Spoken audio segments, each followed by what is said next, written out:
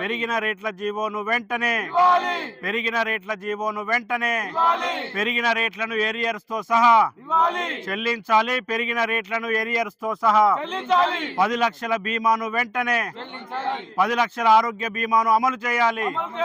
10 లక్షల ఆరోగ్య civil supply హమాలీ స్వీపర్ కార్మికుల సమ్మె 2వ రోజుకు చేరుకోవటం జరిగింది. రాష్ట్ర వ్యాప్తంగా సంపూర్ణంగా అన్ని ఎమ్మెల్యేస్ పాయింట్ల పరిధిలో సమ్మె జరుగుతూ ఉన్నది. కానీ కమిషనర్ గారికి కానీ ప్రభుత్వంలో నేటికి కూడా చలనం వస్తున్నటువంటి పరిస్థితి లేదు. ఇది చాలా దుర్మార్గం.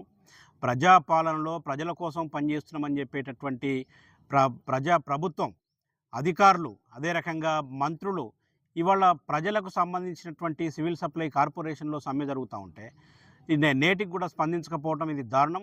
ఇప్పటికే ప్రజా పంపిణీ వ్యవస్థకు సంబంధించి రేషన్ షాపులకు బియ్యం సప్లై ఆగిపోయింది. అదే రకంగా హాస్టల్కు సంబంధించి, మిడ్ డే మీల్ స్కూల్కు సంబంధించి, అంగన్వాడీ సెంటర్లకు సంబంధించి బియ్యం సరఫరా నిలిచిపోయింది. మరి వాళ్ళ పరిస్థితి ఏందని చెప్పేసి మేము ఏఐటీసీగా ప్రశ్నిస్తూ ఉన్నాం.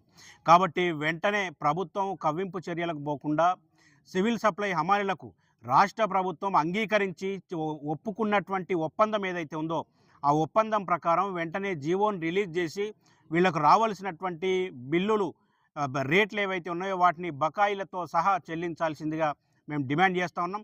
దాంతోపాటు వీళ్లకు 10 లక్షల రూపాయల హెల్త్ ఇన్సూరెన్స్ సౌకర్యాన్ని కూడా అమలు చేయాల్సిందిగా మేము డిమాండ్ చేస్తూ ఉన్నాం. జీవో వచ్చేంత వరకు సమ్మె కొనసాగుతుంది. ఇవాళ ప్రజలకు, విద్యార్థులకు జరిగేటటువంటి అసౌకర్యానికి రాష్ట్ర ప్రభుత్వం, జిల్లా, రాష్ట్ర అధికార యంత్రాంగం బాధ్యత వహించాల్సిందిగా ఏఐటీసీగా మేము కోరుతా ఉన్నాం.